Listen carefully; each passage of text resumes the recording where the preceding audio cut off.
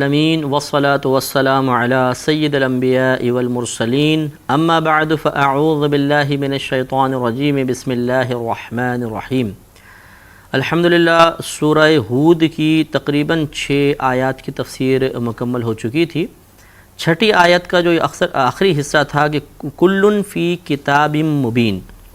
کہ یہ جتنا بھی مخلوق کا اس دنیا میں یعنی دابہ کا یعنی جانور وغیرہ کا جتنے بھی چلنے والے ہیں سب کا دنیا میں جو ایک ٹھکانہ ہے مخصوص مدت تک، اور پھر ان کا مدفون ہونا اللہ تعالیٰ نے ارشاد فرمایا تھا وَيَعْلَمُ، وہ سب جانتا ہے۔ کل، یہ تمام کا تمام جو ہے فی کتاب مبین ایک واضح طور پر بیان کر دینے والی کتاب میں ہے، اور کل ہم نے اس کی وضاحت کی تھی کہ وہ لوح محفوظ ہے، اور اس کو لوح محفوظ کہتے ہی اس لیے ہیں کہ اس میں کوئی تبدیلی واقع نہیں ہوتی۔ اور ہم نے اس بات کی بھی وضاحت کی تھی کہ یہ جو کہا جاتا ہے کہ تدبیر تقدیر کو بدل دیتی ہے یا دعا تقدیر کو بدل دیتی ہے، اس سے مراد لوح محفوظ میں تبدیلی نہیں ہوتی ہے، بلکہ اللہ تبارک و تعالیٰ فرشتوں کو کچھ صحائف دیتا ہے، صحیفے دیتا ہے، جن میں 2 3 4 آپشنز ہوتے ہیں، کسی چیز کے بارے میں چند صورتیں ہوتی ہیں۔ مثال کے طور پہ ایک شخص اس راستے سے آفس میں جائے گا تو ایکسیڈنٹ ہو جائے گا، اس راستے سے جائے گا تو مثال کے طور پر گاڑی پنچر ہو جائے گی، اس سائیڈ سے جائے گا تو صحیح سلامت پہنچ جائے گا، اور اس راستے سے جائے گا تو کوئی پریشانی ہوگی، کسی کو مار دے گا۔ اب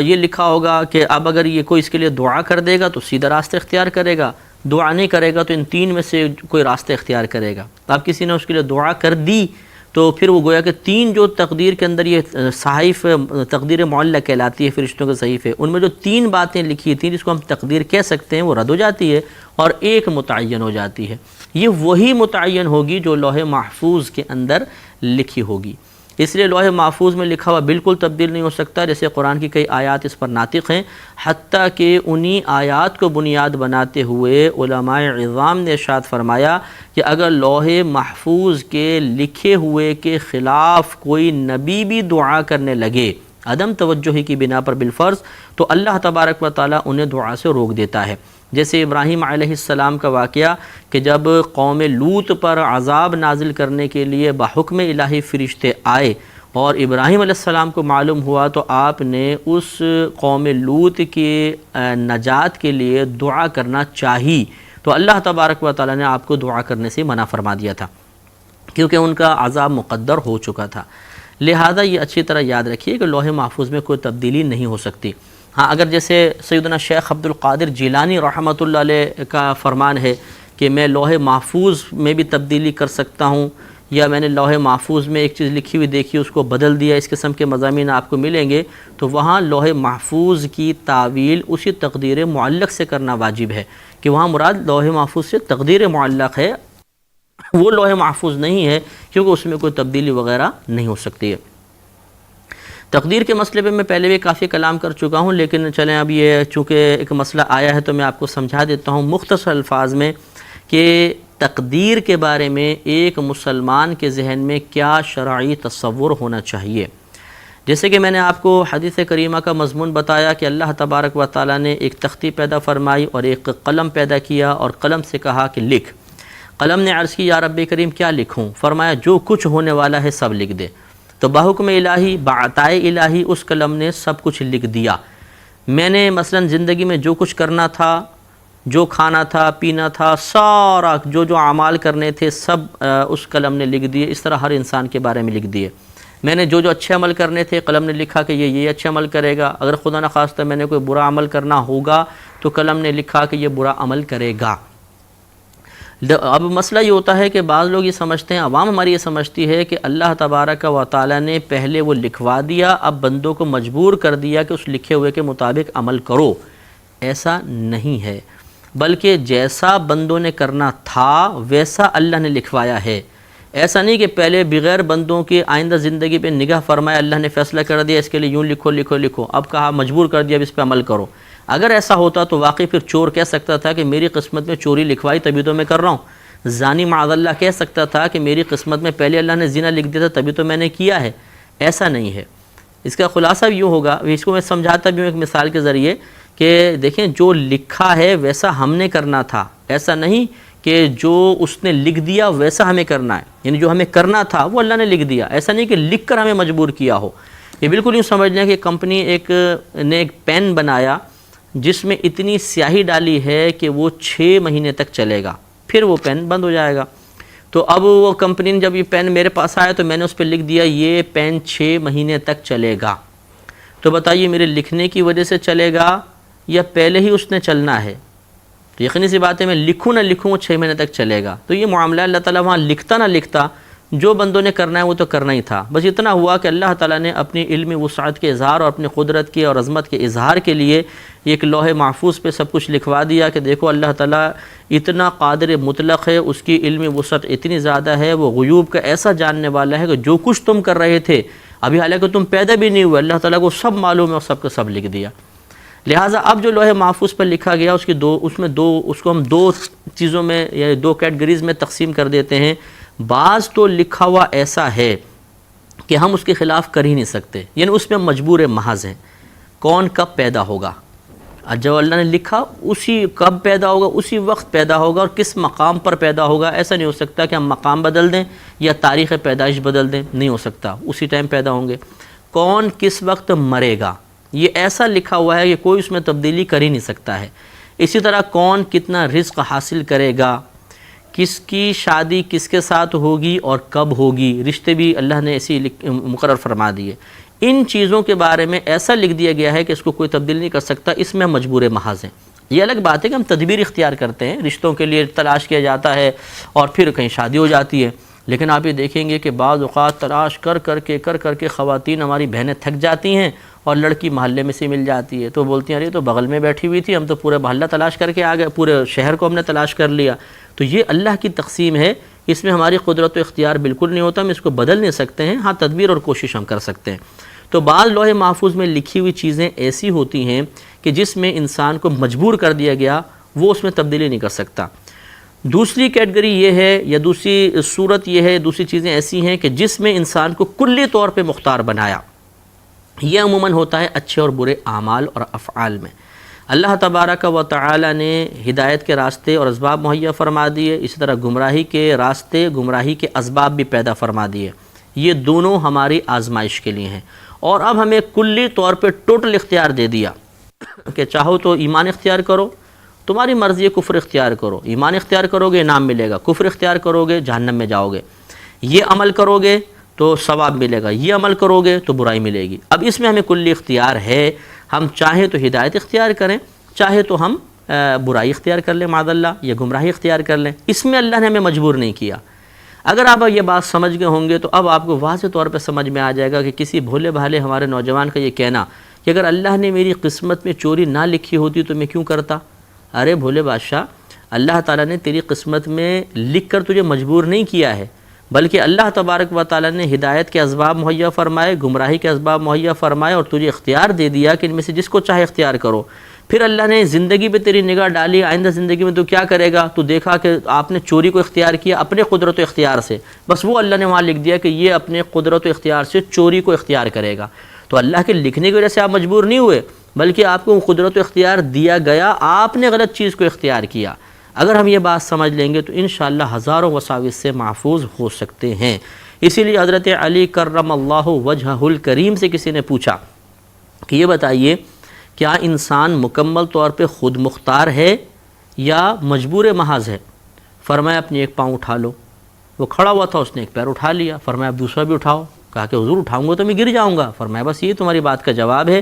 کہ تمہیں کچھ تو اللہ نے اختیار دیا ہے اور کچھ تمہیں مجبور بنایا۔ اگر مکمل خود مختار بننے کی کوشش کرو گے تو گر جاؤ گے، مکمل مجبور بننے کی کوشش کرو گے تب بھی گزارا نہیں ہوگا۔ تو یہ بات سمجھنا بہت ضروری ہے۔ آگے ارشاد فرمایا کہ وَهُوَ الَّذِي خَلَقَ السَّمَاوَاتِ وَالْأَرْضَ فِي سِتَّةِ أَيَّامٍ، اور وہی ذات ہے جس نے پیدا کیا آسمانوں اور زمین کو 6 دنوں میں۔ وَكَانَ عَرْشُهُ عَلَى الْمَاءِ، اور اس کا عرش پانی پر تھا۔ اس کا عرش پانی پر تھا یعنی کیا مطلب، جو عرش الہی کو اللہ نے پیدا کیا تو نیچے صرف پانی ہی پانی تھا اور کچھ بھی نہیں تھا، تو اس کو فرمایا وَكَانَ عَرْشُهُ عَلَى الْمَاءِ۔ اب یہ جو اللہ نے پیدا فرمایا آسمان اور زمینوں کو 6 دنوں میں، میں نے آپ کو پہلے بیان عرض کیا تھا کہ بعض اوقات اللہ تبارک و تعالیٰ کسی چیز کا ارادہ فرماتا ہے کہ چیز مکمل طور پہ فوراً معرض وجود میں آ جائے، تو وہ اس کے ارادے کے مطابق فوراً معرض وجود میں آ جاتی ہے، اور کبھی اللہ تبارک و تعالیٰ کا ارادہ ہی یہ ہوتا ہے کہ یہ چیز بتدریج وجود میں آئے، تو پھر وہ آہستہ آہستہ وجود میں آتی ہے۔ جیسے کہ اس کی مثال اللہ تبارک و تعالی نے قرآن پاک کے بارے میں ارادہ فرمایا کہ یہ لوح محفوظ سے آسمان دنیا پر آئے، تو ارادہ فرمایا کہ ایک ساتھ آئے، تو ایک ساتھ نازل ہو گیا۔ پھر اللہ نے ارادہ فرمایا کہ دنیا میں آہستہ آہستہ نازل ہو، تو اس کی بالکل ارادے کے مطابق 23 سال کی مدت میں قرآن پاک کا نزول تمام ہوا تھا۔ تو اب یہاں پہ جو فرمایا کہ اس نے پیدا کیا آسمانوں اور زمین کو 6 دن میں، تو معاذ اللہ یہ وسوسہ آنا نہ پائے کہ اللہ نے زمین اور آسمان کو پیدا کرنے کا ارادہ کیا تو فوراً کیوں نہیں پیدا ہو گئی، آہستہ آہستہ کیوں بنی؟ اس لیے کہ اس نے ارادہ ہی بتدریج بنانے کا کیا تھا۔ اب یہ کیوں پیدا ہوا، اس کی علت اللہ نے بیان فرمایا لام کائی کے ذریعے کہ لیبلوکم ایکم احسن عملا، تاکہ وہ تمہیں آزمائے کہ تم میں سے کون اچھے عمل کرتا ہے۔ تو یہ کتنی پیاری بات ہے کہ اللہ تبارک و تعالی نے اس آسمانوں اور زمین کی پیدائش کا مقصد خود قرآن پاک میں بتا دیا۔ اب جو ہم لوگوں نے اپنے لیے کچھ معیار زندگی یا مقاصد زندگی مقرر کر لیے ہیں، کوئی کہتا ہے جی ہمیں کھانے پینے کے لیے پیدا کیا، کوئی فیشن کے لیے زندہ ہے، کوئی کھیل کود کے لیے ہے، کوئی فوش حرکات کے لیے ہے، کوئی مال جمع کرنے کو مقصد زندگی بنائے بیٹھا ہے، کوئی دنیا میں عزت کا حصول اس کو اپنا مقصود بنائے بیٹھا ہے۔ یہ سب غلط چیزیں ہیں۔ ہاں، ان چیزوں کو اگر دائرۂ شریعت میں رہ کر حاصل کیا جائے تو منع بھی نہیں ہے، لیکن اصل ہمارا مقصد زندگی جو ہے وہ آخرت کی تیاری ہے اور نیک اعمال کو جمع کرنا ہے۔ اور میں نے آپ کو پہلے بتایا کہ نیک اعمال 2 چیزوں کا نام ہے، ایک اللہ تبارک و تعالیٰ کی طرف سے فرض اور واجب کردہ عبادات وغیرہ کو ان کے صحیح وقت پر ادا کرنا مکمل شرائط کے ساتھ، اور دوسرا اپنے آپ کو ہر قسم کے صغیرہ کبیرہ گناہ سے بچانا۔ بعض اوقات ہم نیک عمل کو مقید کر دیتے ہیں نماز، روزہ، حج، زکوٰۃ وغیرہ کے ساتھ، جی ہم نیک عمل کر رہے ہیں، لیکن گناہ سے بچنا بھی تو نیک عمل ہے۔ یہ دونوں چیزیں جمع ہوں گی تو انسان جنت میں جائے گا۔ لہٰذا اللہ تعالیٰ نے ہمیں اس لیے دنیا میں بھیجا کہ ہم اللہ تعالیٰ کی فرض اور واجب کردہ عبادات کو ادا کریں، اس کے احکامات کو مانیں، ان پر عمل کریں، انہیں اپنے ذات پر اور اپنے گھر والوں پہ ان کو نافذ کریں۔ اور اللہ تبارک و تعالیٰ نے ہمیں پیدا کیا گناہوں سے بچنے کے لیے، یہ ہماری زندگی کا مقصد ہے۔ اب الگ بات ہے کہ پھر کاروبار کرنا، نوکری کرنا، شادی بیاہ کرنا، بیوی بچوں کا دھیان وغیرہ کرنا، یہ اتنی نیک اعمال کو جمع کرنے کے لیے سہولیات، آسانیاں، اسباب اور ذرائع ہیں۔ آدمی گناہ سے بچنا چاہے گا، لازم بات ہے شادی کرے گا تو بہت سے گناہوں سے بچ جاتا ہے۔ پھر بچے ہیں، اب بچوں کو گناہوں سے بچانا ہے تو ان کی اچھی تربیت کی ذمہ داری بھی ہو گئی۔ تو یہ اصل میں وہی ہمارا مین مقصد ہے کہ گناہوں سے بچنا، آخرت کے لیے کثیر عبادات کا ذخیرہ اکٹھا کرنا، اس مقصد کی تکمیل کے لیے تمام اسباب اختیار کیے جا رہے ہیں۔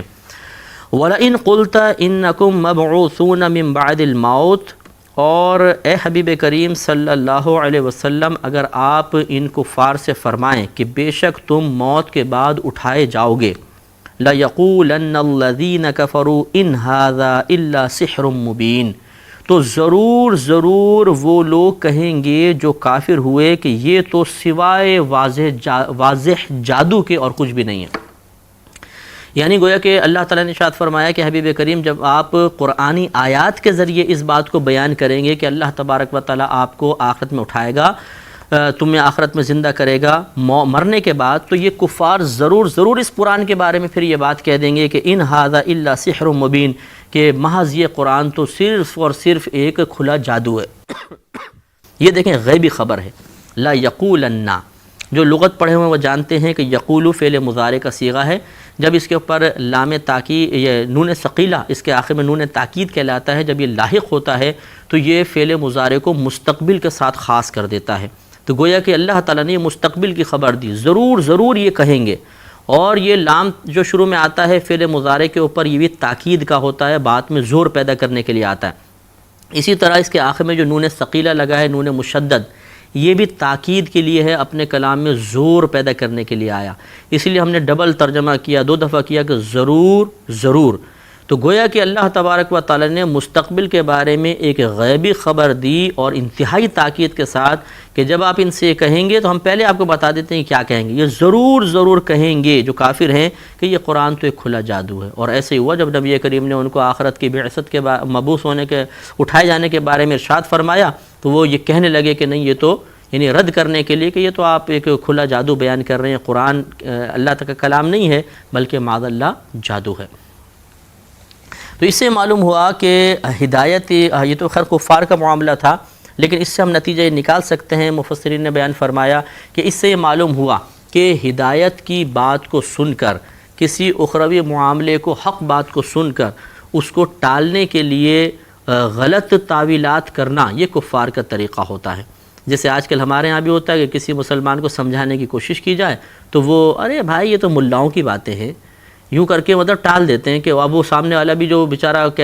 یعنی جو ایک عام لوگ بیٹھے ہوتے ہیں وہ بھی کہتے ہیں ہاں، پہلے وہ ہدایت قبول کر رہے ہوتے ہیں، اثر قبول کر رہے ہوتے ہیں، لیکن ایک جملہ بول کر ان کو فوراً اس بات کی ہدایت کے حصول سے دور کر دیا جاتا ہے، یہ تو ملاؤں کی باتیں، اس کی پرواہ مت کرو، اور اس طرح اس بات کے اثر کو زائل کرنے کی کوشش کی جاتی ہے۔ تو یہی دیکھیں اب طریقہ یہاں کفار کا بھی ہے، ہمیں اس سے اجتناب کرنے کی کوشش کرنی چاہیے۔ وَلَئِنْ أَخَّرْنَا عَنْهُمُ الْعَذَابَ إِلَىٰ أُمَّةٍ مَعْدُودَةٍ، اور البتہ اگر، اللہ تعالیٰ خود ارشاد فرما رہے ہیں کہ البتہ اگر ہم ان سے عذاب کو ایک گنی ہوئی مدت تک مؤخر کر دیں، لَيَقُولُنَّ مَا يَحْبِسُهُ، تو ضرور یہ کہیں گے کہ کس چیز نے اس عذاب کو روک دیا ہے، کس چیز نے عذاب کو روکا، وہ ضرور کہیں گے۔ تو یہ بھی پھر ایک غیبی خبر دے دی کہ جب آپ انہیں عذاب کی وعید سنائیں گے کہ بھئی نہیں مانو گے تو عذاب آئے گا، پھر یہ انتظار میں بیٹھ گئے، اچھا بھی کب آئے گا عذاب۔ اب ہم نے عذاب کو مؤخر کیا کیونکہ اللہ کا وعدہ ہے کہ جب تک نبی کریم صلی اللہ علیہ وسلم ہمارے درمیان موجود رہیں گے اجتماعی عذاب نہیں آئے گا۔ تو اب یہ ان کا طریقہ ہوتا ہے کہ پھر یہ فوراً کفار نے کہا کہ اچھا بھئی کیوں، کہاں گیا وہ عذاب آپ کا؟ تو وہ شیر ہو گیا کہ دیکھا وہ بات تو پوری نہیں ہوئی، حالانکہ اس عذاب کی کوئی مدت بیان نہیں کی گئی تھی، بلکہ یہ بتایا گیا تھا کہ عذاب آئے گا۔ اب چاہے وہ دنیا کے اندر ذلت کا عذاب ان کے اوپر جیسے آیا بعد میں فتح مکہ کے موقع پہ خصوصی طور پہ ذلیل ہوئے اور پھر ہمیشہ کے لیے ذلیل ہو گئے خصوصاً حرمین شریفین میں، اور یا پھر آخرت کے اندر عذاب ہوگا، لیکن بہرحال ان کو موقع مل گیا اس عذاب کی تاخیر کی بنا پر جو اللہ کی حکمت اور مشیت کے مطابق تھی کہ عذاب کیوں نہیں آ رہا، کہاں کس نے روک لیا عذاب کو۔ تو اسی طریقے سے بعض لوگ بھی ہوتے ہیں، مسلمانوں میں بھی یہ غلطی ہو جاتی ہے کہ وہ جب انہیں کوئی بات سمجھائی جاتی ہے، دیکھو ماں باپ سے بدتمیزی مت کرو، اس کا وبال دنیا میں بھی مل جاتا ہے، دیکھو کسی پہ ظلم مت کرو، یہ مکافات عمل ہے، کبھی اللہ تعالیٰ تمہارے ساتھ بھی ایسا کر سکتا ہے۔ تو وقتی طور پہ ڈر اور خوف پیدا ہوتا ہے، پھر وہ انتظار کرتے ہیں، نہیں ہوا 1 سال 2 سال 3 سال، تو بعض اوقات یوں کہتے ہوئے نظر آتے ہیں تم تو بڑا ڈرا رہے تھے، کچھ بھی نہیں ہوا، دیکھو میں تو اتنے سالوں سے یہ کام کر رہا ہوں۔ تو یہ غلط طریقہ ہے، یہ بے خوفی کفار کا طریقہ تھا، مسلمان کو ایسا نہیں کرنا چاہیے۔ الا یوم یاتیہم، خبردار سن لو، یاتیہم کہ جس دن وہ عذاب ان کے پاس آئے گا، لیسا مصروفا عنہم، تو پھر ان سے پھیرا نہیں جائے گا، پھر ضرور وہ عذاب ان کے اوپر آ جائے گا، وحاق بہم، اور وہ عذاب ان کو گھیر لے گا ان کو، ما کانوا بہ یستہزئون، اور یہ گھیر لے گا ان کفار کو وہ چیز کہ جس کے ساتھ یہ استہزاء کیا کرتے تھے، جس کو بنیاد بنا کر مذاق کرتے تھے، وہ چیز ان کو گھیر لے گی، اور وہ کیا، وہ عذاب تھا کہ عذاب کا مذاق اڑاتے تھے۔ تو اللہ نے فرمایا وحاق بہم ما اس کا حاقہ کا فاعل ہے، اور گھیر لے گا ان کو وہ عذاب کانوا بہ یستہزئون کہ جس عذاب کے ساتھ یا جس کو بنیاد بنا کر یہ استہزاء فرماتے تھے، معاذ اللہ نبی کریم صلی اللہ علیہ وسلم کا مذاق اڑانے کی کوشش کرتے تھے۔ آگے اللہ تعالیٰ نے پھر ایک انسان کی طبیعت، کیفیت اور اس کی فطرت کو بیان فرمایا کہ وَلَئِنْ أَذَقْنَا الْإِنسَانَ مِنَّا رَحْمَةً، اور اگر ہم انسان کو اپنی طرف سے اپنی کسی رحمت کا مزہ چکھائیں، ثُمَّ نَزَعْنَاهَا مِنْهُ، پھر اس سے چھین لیں، إِنَّهُ، تو بے شک وہ لَيَئُوسٌ کفور، بڑا نا امید اور ناشکرہ ہو جاتا ہے۔ اس پہ انشاءاللہ ہم کلام کریں گے، لیکن اگلے پروگرام میں وآخر دعوانا ان الحمد للہ رب العالمین۔